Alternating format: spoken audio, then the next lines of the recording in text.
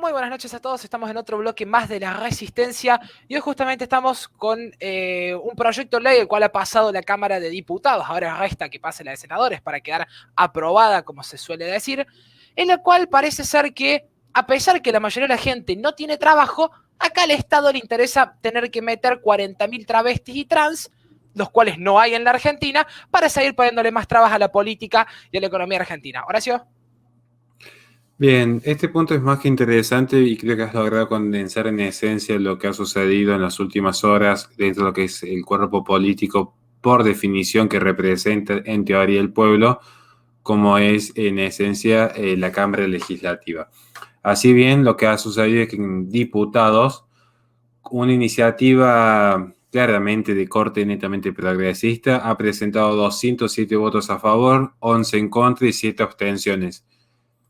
Algún día voy a hacer una aclaración respecto a qué es lo que significa una abstención en términos políticos, porque realmente me cuesta entender cómo alguien que recibe un sueldo como el que recibe en temas trascendentales se abstenga a votar. Realmente a mí me sorprende. Pero yendo al tema de fondo, ¿qué es lo sorpresivo de esto? Que uno, cuando escucha este tipo de noticias, rápidamente la primera crítica que se ve venir es decir, estos cuatro jóvenes y su público claramente que están en contra de los transexuales o una suerte de homofóbicos, como dirían algunos liberprogres, o seríamos una suerte de fascistas, como diría algún socialista trasnochado. Lo real es que no es que nos moleste en algún punto que un transexual pueda ocupar algún cargo público. De hecho, creemos justamente en lo que sostiene bien la propia Constitución Nacional, que bien marca en su artículo 16 que no hay prerrogativas de sangre ni ningún tipo de beneficio especial a nadie en base a su condición. Entonces, si una persona, independientemente de sus gustos sexuales, aspira a un cargo, concursa, compite y demuestra idoneidad para el mismo, bienvenido sea. Lo cierto es que lo que ha presentado aquí el oficialismo y que claramente la oposición, esto creo que lo va a desarrollar mejor Nerardos que yo, no voy a hablar de la oposición en este momento, pero que lo que ha sucedido es que en un país subsumido en la miseria, en un país subsumido en la pobreza, donde cada vez hay más padres de familia en la calle, lo que se hace es aplicar una medida demagógica para implementar la obligatoriedad de que ciertas personas tengan asegurado un puesto laboral estable y con muy buena remuneración, dicho sea de paso, dentro del Estado. Insisto, artículo 16 de la Constitución Nacional. La nación argentina no admite prerrogativas de sangre ni de nacimiento. Todos sus habitantes son iguales ante la ley y admisibles en los empleos sin otra condición que la idoneidad. Esta es la esencia. Muy bien lo que marcó en su momento Francisco Sánchez. A cada santo se le debe colocar su vela, así que creemos que ha sido de las opiniones más centradas que se han visto hoy día dentro de lo que es el cuerpo legislativo. Y quiero remarcar también otro punto que esto lo tomo incluso de Eduardo Feynman, digamos. Va a haber por lo menos 39.000 personas travestis, transexuales, transgéneros cuyo puesto laboral ya lo tienen asegurado. Si el 1%, 39.000 se viene rápidamente, imaginen la cantidad de empleos públicos que hay, digamos, en forma directa, reconocidos en blanco. No estoy hablando ni de los subcontratados, ni los tercerizados, ni los que de alguna manera incluso en el sector privado tienen ciertos, digamos, negociados prebendarios con el Estado. Simplemente en forma directa y blanca ya hay 39.000. Calculen lo que es la planta en blanco total de empleos públicos en este país, digamos, ¿no? Ahora, ¿qué es lo que me quiero rescatar de este punto? Porque hay varias noticias para analizar aquí en esta media sanción. En primer lugar, nuevamente florece lo que hemos sostenido desde hace tiempo, que la ideología de género no es gratuita. O sea, claramente que por detrás hay un interés económico, ya sea para favorecer a alguna empresa multinacional como Netflix, o ya sea para favorecer la casta parasitaria del Estado. Por el mercado o por el Estado hay intereses pecuniarios de fondo. Después estará la discusión cuál es más benigno o no. Hay una discusión de fondo porque algunos ensalzan un espacio en desmedro del otro y corren muchas veces con la misma suerte. Ahora, también hay otro fenómeno a analizar, digamos. Porque si esto acontece es porque previamente y culturalmente se permitió. ¿Y cuál fue esa cultura? La cultura del nihilismo y del hedonismo que le hizo creer al ser humano que no había más nada que simplemente la convalidación de sus propios deseos. Insisto, cada uno es libre de desear lo que sea y vivir su sexualidad como sea. Pero en última instancia acá lo que se está haciendo es que a partir de un mero gusto sexual las personas puedan simplemente disponer del, digamos, dinero o el trabajo público. Este en esencia es en cómo se traduce esto. Es padres de familia sin trabajo, pero que deben seguir viviendo y subsistiendo como pueden, pagando sus impuestos en cada producto que compran, sostener que un transexual tenga ciertas prerrogativas. Y esto creo que ciertamente es lo verdaderamente discriminador, porque ¿cómo se han amparado estas leyes? Bajo la idea de la no discriminación. Por qué sería entonces esto un acto de no discriminación dejar a los padres de familia que tienen hijos a su cargo en lugar de personas que simplemente optaron por otra forma de vida? Porque esto es muy curioso y con esto no quiero extenderme y darle la palabra a los demás porque sé que hay mucho para desarrollar y todos tienen muy buenos aportes en este sentido, pero quiero remarcar este aspecto porque muchas veces se ha hablado bueno, miren, la ideología de género es estatismo, el feminismo es estatismo, el progresismo es estatismo. Sí, ya sabemos que es estatismo, pero quiero ir a un punto más profundo todavía. Quiero que lo piensen de esta manera, la contradicción progresista, porque no es que solamente le están diciendo a las mujeres y a los transexuales y a quien representen esta caterna de imbéciles, porque no hay otra descripción, que son discapacitados, que no pueden adquirir trabajo por sí mismos y que necesitan el papá Estado protegiéndolos. Ahora parece que el Estado ya no es ese macho violador, sino ahora parece que es el papá que va a complacer a más de un capricho.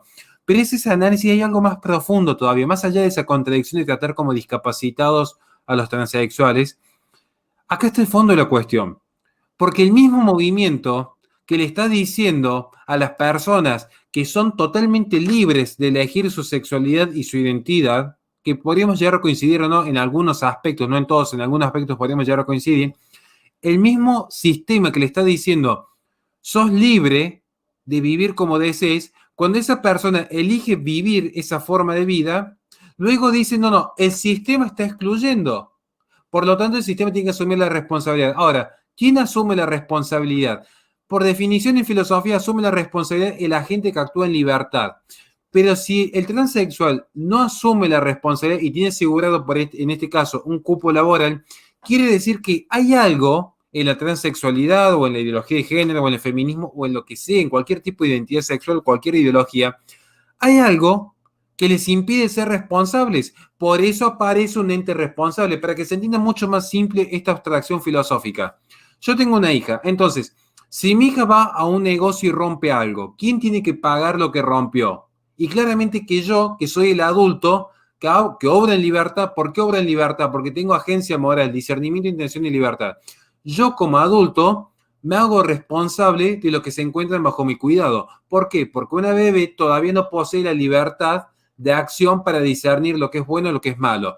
Este grupo de feministas le dicen al transexual, vos sos libre de hacer lo que desees con tu vida. Bueno, fantástico, les aviso algo.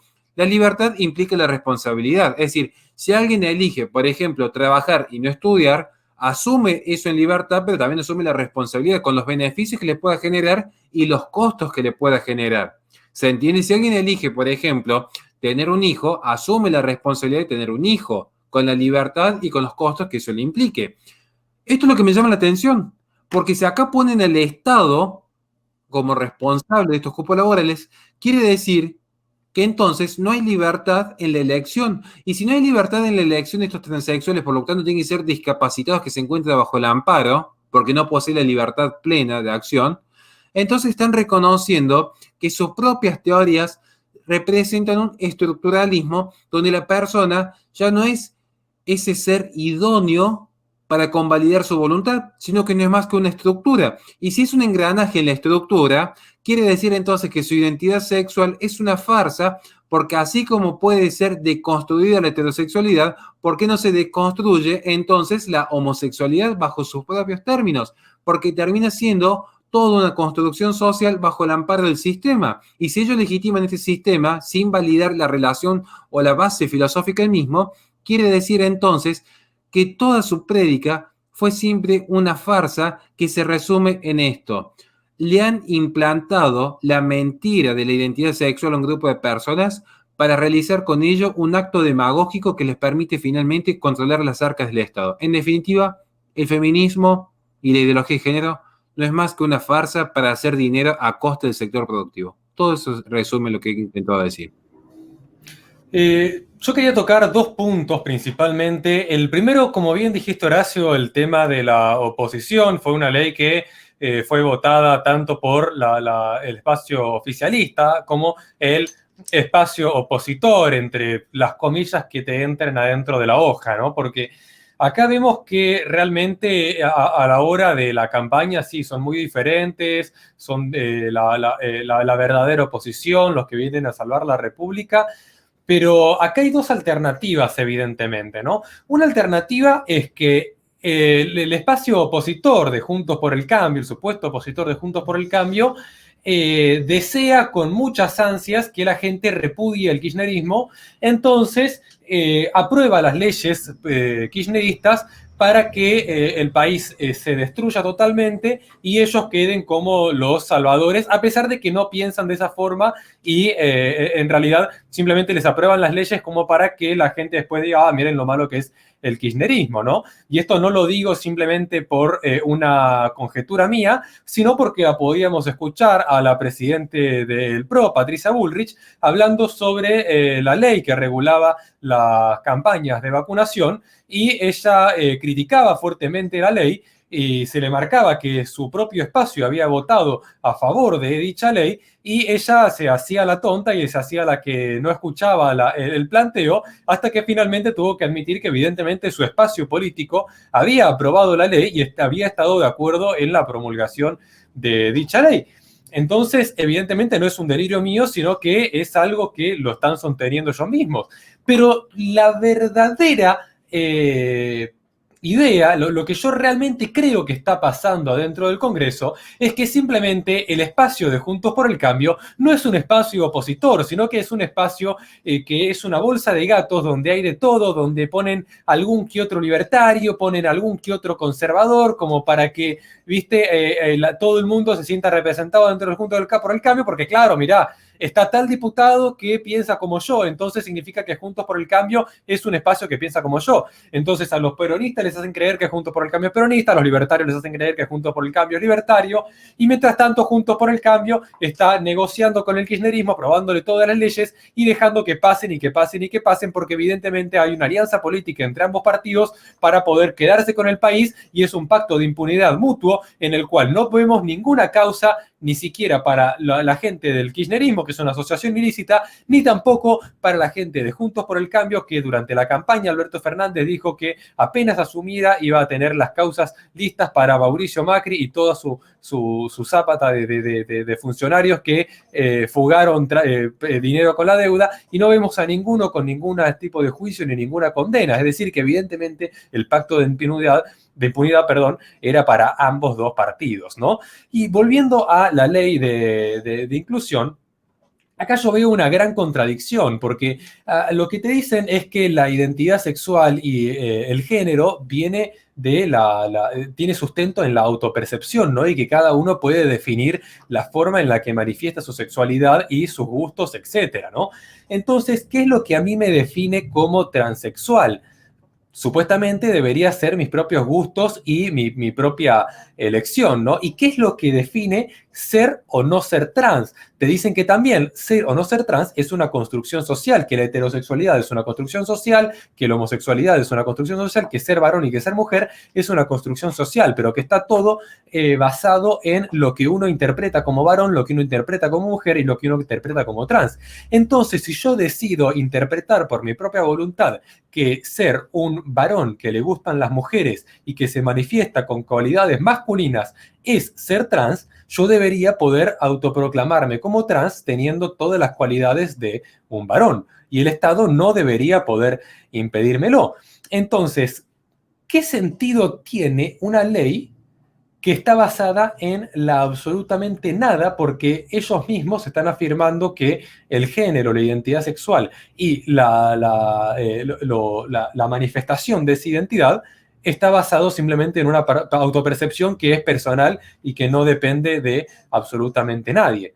Es simplemente una ley que no tiene ningún tipo de sentido para ellos mismos, y mucho menos tendría sentido en un sistema democrático donde supuestamente deberíamos poder elegir voluntariamente quiénes van a ser los que están ocupando las diferentes posiciones adentro del Estado, y que debería depender de la elección propia y no de una ley que nos elige decir a quién tenemos que poner en diferentes bancas.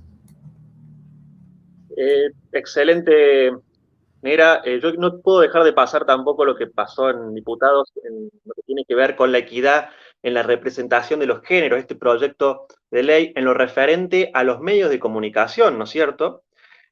Para incentivar a la inclusión de mujeres, ellos les dicen, ¿no es cierto?, mujeres cis, disidencias, trans, ¿no es cierto?, que también estuvo ayer en estas leyes que se van aprobando, ¿no es cierto?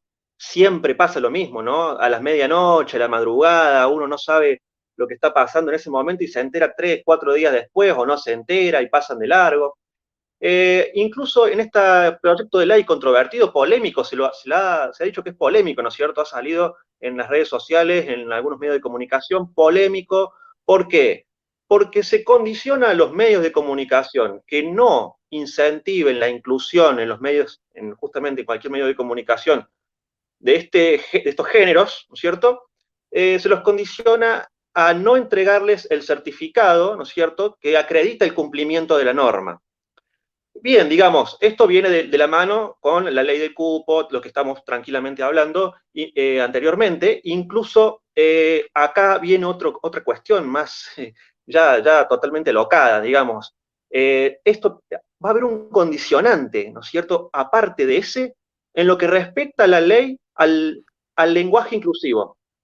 Es decir, aquel medio que no incentive, que no promueva el lenguaje inclusivo, no va a recibir pauta, no va a recibir incentivos. Algunos diputados de la oposición, contados con los dedos de una mano, fueron los que dijeron, no, extrañamente, no sé, mirá, aparece Silvia Los Penato, ¿viste? La del pañuelo verde, que sale su imagen siempre en las imágenes llorando, pero bueno, dice, no, eso no, porque dice, eso no puede constituir un requisito obligatorio para acceder al régimen de incentivos. Pero ya está, ¿viste? Siempre ellos avanzan un 80%, dicen, este 20% lo vamos a dejar para el futuro, para dentro de 2 años, y dentro de 2 años, sin darnos cuenta, un día de verano, no sé, en pleno enero, te sacan, no sé, de la nada, te ponen un proyecto en marzo, abril, mayo, cuando la gente está en otra, como suele pasar siempre. Y la oposición, tal como dijiste, a ver, no puedo agregar más nada a cómo describiste la oposición, la verdad, y quiero dejar la imagen de lo que pude ver de ayer, la reunión insólita, realmente insólita, de Grabois con el diputado Naidenov, ¿no es cierto? Otro socioliberal progresista, vividor del Estado, que forma parte del PRO, presidente, ¿no?, del bloque, del interbloque. La verdad, un impresentable él, reunido con semejante personaje, ¿no?, oscuro, siniestro, que es Juan Grabois. Y bueno, como se vienen dando, ¿no?, es normal, o sea, los planetas se alinean constantemente y nos dan la razón a nosotros del mamarracho que tenemos de oposición, entre todas las comillas, como dicen, era realmente impresentable, como otros países, claramente, venimos de la mano todos juntos, acá, sobre todo en América del Sur, ¿no es cierto? Sí, y justamente Pero básicamente es eso. ya para cerrar el tiempo, justamente, me gustaría decir dos cosas nomás. Primero, que se están cagando en toda la gente que verdaderamente no tiene un peso para comer, principalmente toda la gente que, recordando que hoy salió el dato, 75% de los pobres, de los pibes son pobres, hay un 75% de pobreza infantil, ni hablar de la pobreza del conurbano bonaerense, que hay que recordarle un poquito que esta gente, este pseudo kirchnerismo, que dice ser peronista, el último que tiene es de peronista lo mismo que los supuestos peronistas Juntos por el Cambio. Ahora sí, les recordamos, tienen todas nuestras redes en la descripción. También tienen todos los métodos para apoyarnos y nos vemos con más resistencia y mejor.